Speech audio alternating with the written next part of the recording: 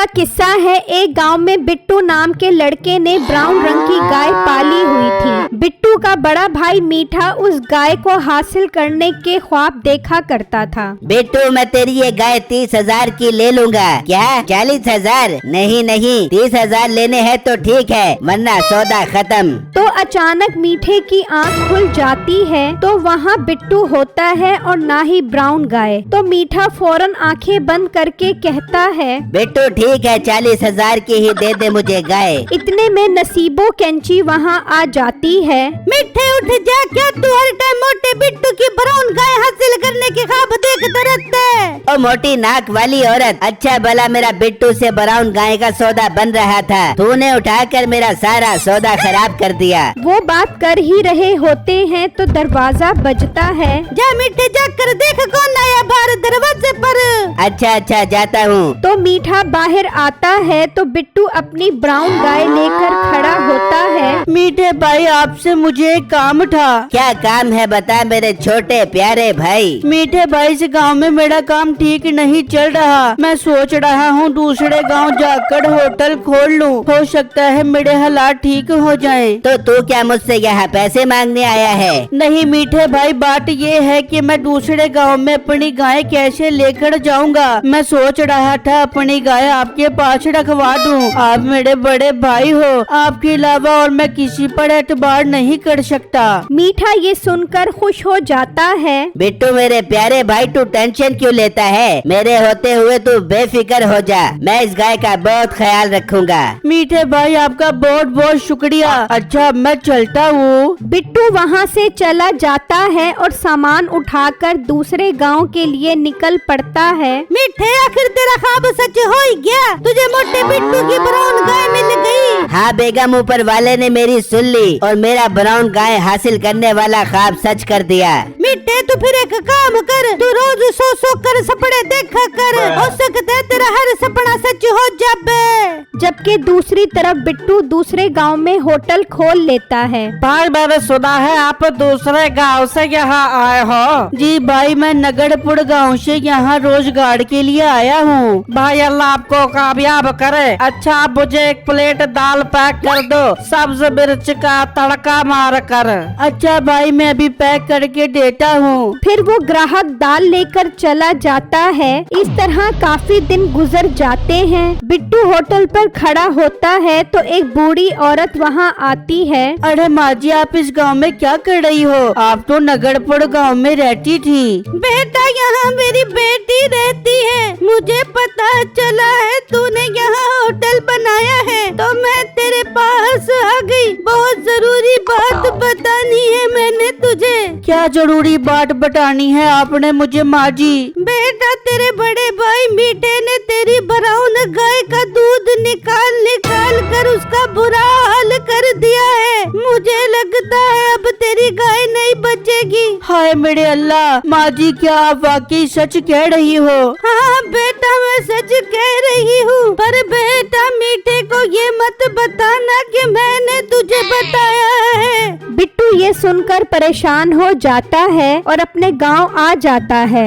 जब वो मीठे के घर पहुंचता है तो देखकर हैरान रह जाता है। उसकी गाय सूखकर बहुत कमजोर हो गई थी। हाय, ये मेरी प्यारी गाय का क्या हाल कर दिया। मीठे भाई बाहर आओ, मैंने आपसे बात करनी है। तो मीठा और नसीबो बाहर आते हैं। बेटू, तू यहाँ कैसे आ गया? तू तो दूसरे गांव गया था। जी, मैं दूसरे गांव ही गया था। जब मुझे पता लगा कि आपने मेरी गाय के साथ बहुत जुल्म किया है तो मुझे यकीन नहीं आया कि मेरा भाई भी ऐसे कर सकता है। मैं यही देखने आया था। मीठे भाई, आप बहुत बुरे हो। बिट्टू मेरे प्यारे भाई, मैंने इस गाय के साथ कोई जुल्म नहीं किया। मुझे लगता है तेरी गाय डाइटिंग कर रही है, कुछ खा ही नहीं रही। हाँ बिट्टू, मीठा ठीक बोल रहा है, तेरी गाय डाइटिंग कर रही है। लगता है इसका अगले महीने शादी करने का प्रोग्राम बना है। आप लोग झूठ बोल रहे हो, मुझे सब पता है। मेरे पास ऐसी जादुई शक्ति आ गई है जिससे मुझे पता चल गया है कि आपने मेरी गाय का दूध निकाल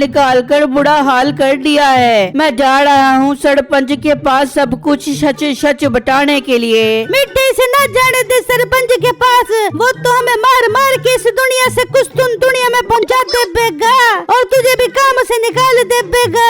बेटू मेरे प्यारे भाई, तू सरपंच के पास मत जा, तू अपनी गाय का इलाज करवा ले, जो खर्चा आएगा वो मैं तुझे दे दूंगा। ठीक है, पर अगर मेरी गाय ठीक ना हुई तो मैं सरपंच को सब कुछ बता दूंगा। फिर कुछ दिन बाद बिट्टू की गाय दोबारा सेहतमंद हो जाती है। अल्लाह तेरा लाख लाख शुक्र है, मेरी गाय ठीक हो गई। जबकि दूसरी तरफ नसीबो और मीठा बैठे होते हैं तो सरपंच का मुंशी वहाँ आता है। मीठे मीठे जल्दी चल, सरपंच साहब के सोने के जूते चोरी हो गए हैं, उन्होंने तुझे बुलाया है। फिर मुंशी और मीठा वहाँ से निकलते हैं और सरपंच के पास आ जाते हैं। सरपंच साहब, मुझे सुनकर बहुत दुख हुआ कि आपके सोने के जूते चोरी हो गए हैं। मीठे दुख मत कर, तुम लोग एक काम करो, किसी भी तरह उन चोरों को पकड़ो जिसने मेरे जूते चोरी किए हैं। सरपंच साहब, इतने बड़े गांव में हम कैसे ढूंढेंगे उन चोरों को?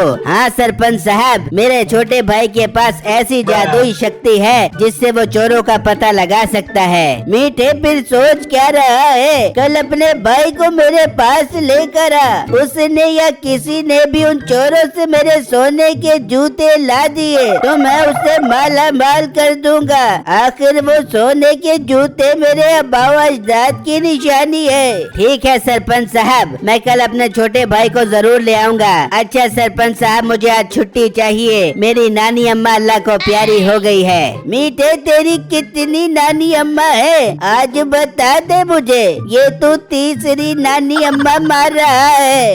वो तो सरपंच साहब, मेरे नाना अब्बा ने 3 शादियाँ की थी, ये आखिरी नानी अम्मा भी मेरी अल्लाह को प्यारी हो गई है। मुंशी तू भी याद रखी, इसने आखिरी नानी भी मार दी है। अब इसकी छुट्टी वाला बहाना खत्म। चल ठीक है, जा और कल अपने भाई को लेकर आई। फिर मीठा वहाँ से निकलता है और नसीबों को सारी बातें बताता है। मीठे, ये तूने क्या किया? इस तरह तो वो बिट्टू मालामाल हो जाएगा। बेगम, मुझे पूरा यकीन है वो झूठ बोल रहा है, उसके पास कोई जादुई शक्ति नहीं है। वो फंस जाएगा और सरपंच उसे झूठ बोलने पर मार देगा और फिर उसकी ब्राउन गाय हमारी हो जाएगी। वाह मीठे, क्या कमाल का जहर पाया तूने।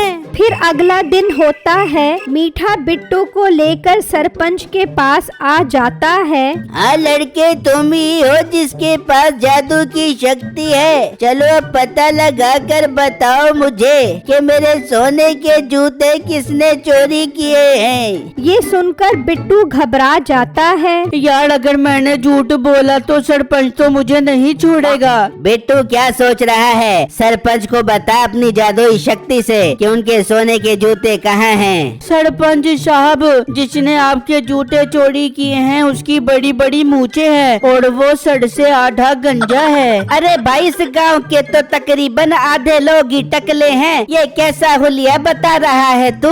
सरपंच साहब, मैं ठीक बता रहा हूँ, ऐसे हुलिये के आदमी ने ही आपके सोने के जूते चोरी किए हैं। मीठे, जाओ और मस्जिद में ऐलान करवाओ, जो इस हुलिये के आदमी से मेरे सोने के जूते लेकर आएगा मैं उसे माला माल कर दूंगा। ठीक है सरपंच साहब, मैं अभी गांव में ऐलान करवाता हूँ। फिर मीठा वहाँ से निकलता है और ऐलान करता है। सुनो सुनो गांव वालों, सरपंच साहब के सोने के जूते चोरी हो गए हैं। जिसने चोरी किए हैं वो आधे सर से गंजा और उसकी बड़ी बड़ी मूछें हैं। जो भी उससे सोने के जूते लेकर आएगा सरपंच उसे माला माल कर देगा। जबकि दूसरी तरफ बिट्टू परेशान बैठा होता है। ऐ मेरे प्यारे अल्लाह, मैं मुसीबत में फंस गया हूँ। मैंने जो मुंह में आया सरपंच को बोल दिया। अगर सरपंच को पता लग गया कि मैंने झूठ बोला है तो वो मुझे मार देगा। मेरे प्यारे अल्लाह, मेरी मदद कर। तो बिट्टू के घर का दरवाजा बजता है। ये कौन आ गया? मैं जाकर देखता हूँ। बिट्टू बाहर आता है तो देखकर हैरान रह जाता है। उसी हुलिये का आदमी सोने के जूते लेकर खड़ा होता है। भाई आ आप तो वाकई बहुत शक्तिशाली हो जो मेरा पता लगा लिया। आप ये सोने के जूते सरपंच को दे दो और मेरा मत बताना वरना वो मुझे जान से मार देगा। बिट्टू ये सुनकर खुश हो जाता है। ठीक है मैं नहीं बताऊंगा, लेकिन आइंदा चोरी की तो मैं जरूर सरपंच को बता दूंगा। नहीं मेरे बाप की तौबा जो मैं आइंदा चोरी करूं। फिर वो आदमी सोने के जूते देकर चला जाता है। अल्लाह तेरा लाख लाख शुक्र है, तूने मुझे इस मुश्किल से निकाल दिया। फिर बिट्टू वो जूते लेकर सरपंच के पास पहुंच जाता है। ये ले सरपंच साहब, मैं उस चोर से आपके सोने के जूते ले आया हूँ। सरपंच जूते देखकर बहुत खुश होता है और मीठा हैरान परेशान हो जाता है। ये मोटा तो वाकई शक्तिशाली निकला। अब वो ब्राउन गाय भी हमारे हाथ से गई। लड़के तुमने मुझे बहुत खुश किया है।